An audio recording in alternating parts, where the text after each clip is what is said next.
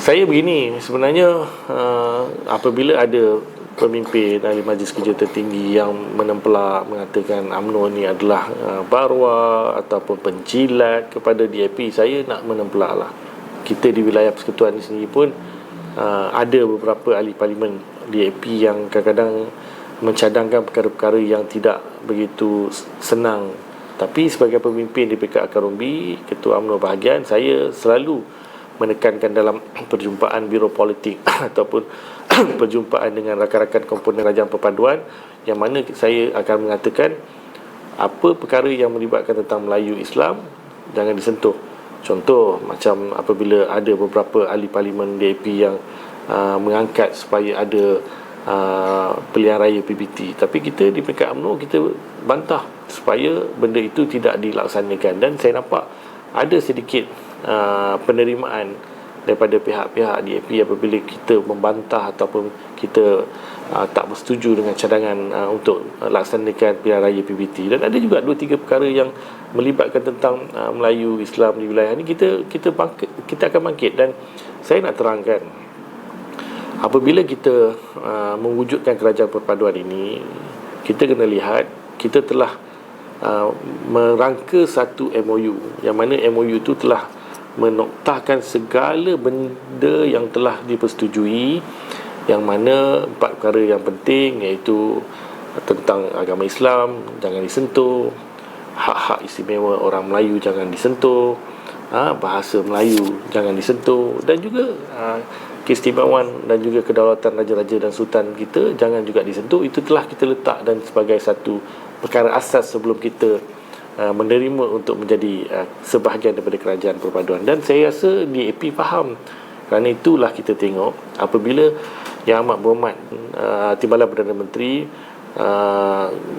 orang kata bila menjawat jawatan sebagai Timbalan Perdana Menteri, beliau telah merangka dan menstrukturkan dan membuat satu benda yang very sistematik untuk pembangunan Melayu dan Islam.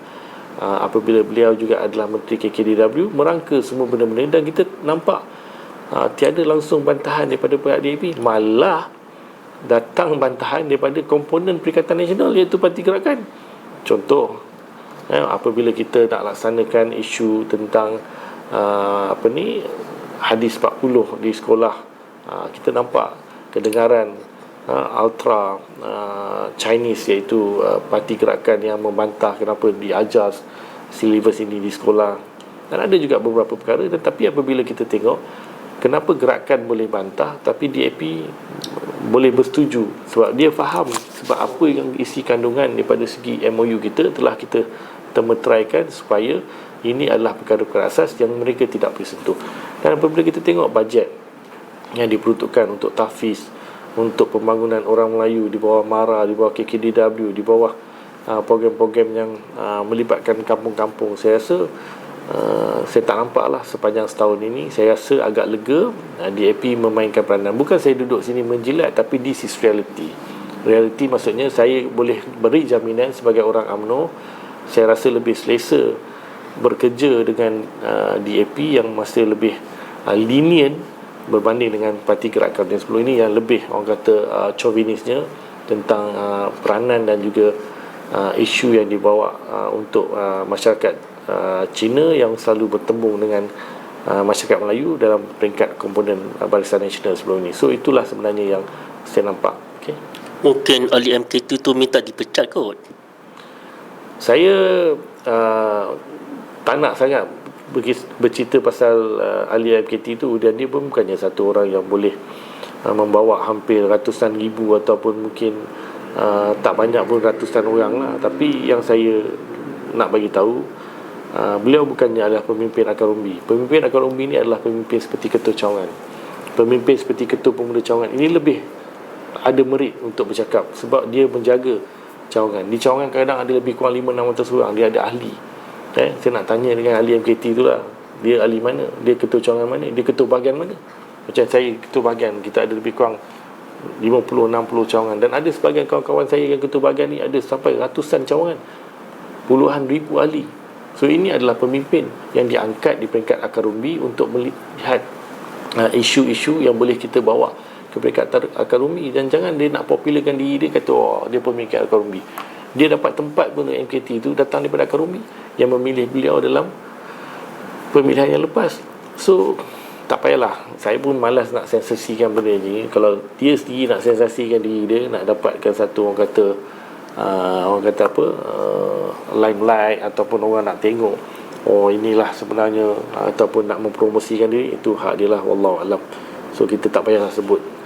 So bagi saya, sebagai seorang pemimpin yang telah dipilih, yang telah diberi kepercayaan dan beri amanah oleh akarubi, laksanakanlah dan ikut dengan tata tertib dan etika sebagai ahli parti, dan terutamanya sebagai ahli majlis kerja tertinggi yang memegang segala rahsia parti, yang mana semua perbincangan itu sepatutnya dibuat dalam keadaan yang tertutup, jangan dihebahkan. Dan ini adalah disiplin parti yang perlu kita jaga. Dan saya sebagai ketua bahagian pun, saya kata apa pun keputusan ataupun apa pun perkara yang saya tak setuju, saya perlu highlightkan dalam bentuk forum ataupun bentuk